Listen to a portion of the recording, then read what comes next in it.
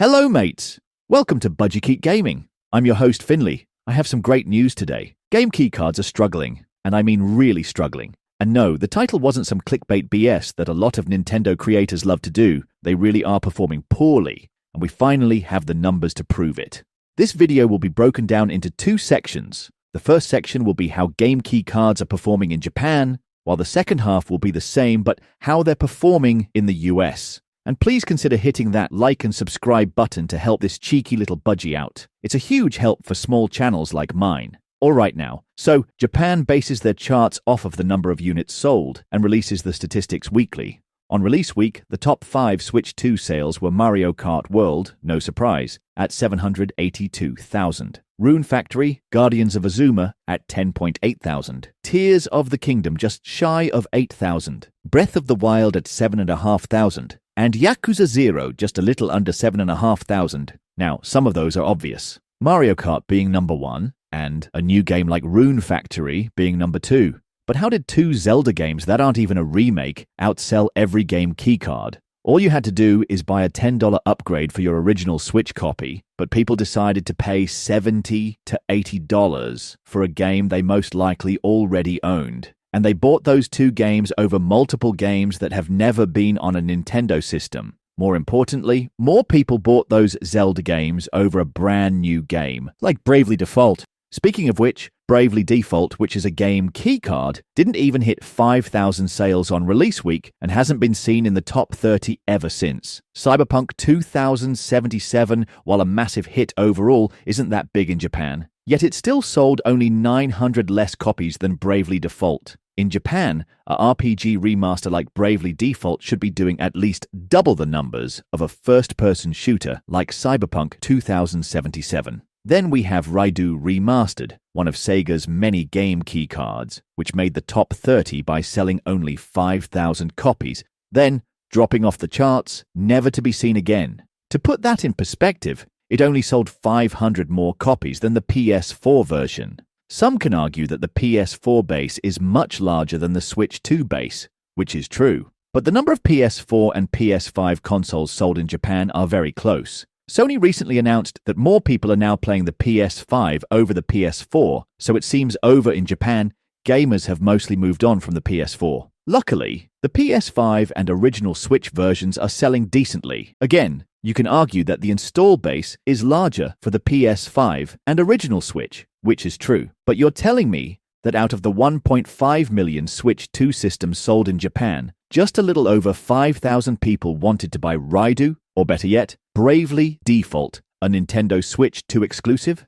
And this was just for release week. It actually gets worse when you look at the overall numbers. As of now, not a single game keycard cracks the top 5 with the most sales. The top 7 are Mario Kart, with nearly 1.5 million sold. Donkey Kong Bonanza, at nearly 128,000 copies sold. Tamagotchi Plaza, with nearly 41,000 sold. Breath of the Wild, with 28,000 sold. Tears of the Kingdom, with 25,000 sold. Rune Factory, this doesn't count the original Switch version, sold 22,000. And finally, we have Yakuza 0, the first game keycard, selling 20,000. That means less than 2% of Switch owners bought the best-selling game keycard. Abysmal numbers for the fastest-selling console in Japan. The next best-selling game keycard games were Street Fighter 6 at 8.7 thousand, and Shinepost, Be Your Idol at 8,000. But you know the best part of all of this? Welcome Tour sold 8.7 thousand copies. That means even absolute shit like Nintendo World is outpacing every game keycard in Japan, with the exception of Yakuza 0. Absolutely, in no shape or form should this shit be outselling Sonic, Raidu, and Bravely Default, regardless of price. And speaking of price, Bravely Default is actually priced quite aggressively. So how is this game selling so poorly? Now we're going to look at the numbers in America. Unfortunately, this list isn't nearly as detailed as the Japanese list. America bases their charts off of revenue each game made, not the number of units the game sells, which I think is bullshit. But whatever. Unlike Japan's weekly updates, the US releases their sales numbers monthly. The US also doesn't give exact numbers of games, it just charts the games in order of most revenue earned that month. They also don't give numbers for specific games for each console, so when a game like Split Fiction or Rune Factory are on the list, There isn't any way to figure out how many copies it's sold on each system.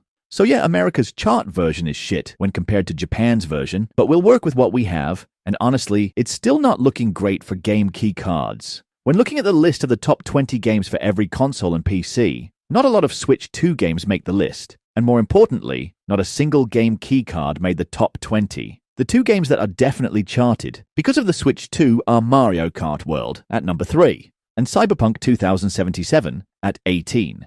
And look at what a massive hit that was on the Switch 2. Last week, Cyberpunk was ranked 427th. Now, it's the 18th best-selling game of the month. The other two games on the list that could be because of the Switch 2 are Rune Factory at number 10 and Split Fiction at number 11. Now, we don't know the exact numbers of either game for each system, but when you narrow in on the best-selling games by system, it gets a little more clear. Rune Factory was the third best-selling game on Nintendo systems for the month of June, and it didn't chart on the top 10 for PC. Based on this, it's clear that Rune Factory made the overall charts because of the amount it sold on Nintendo systems.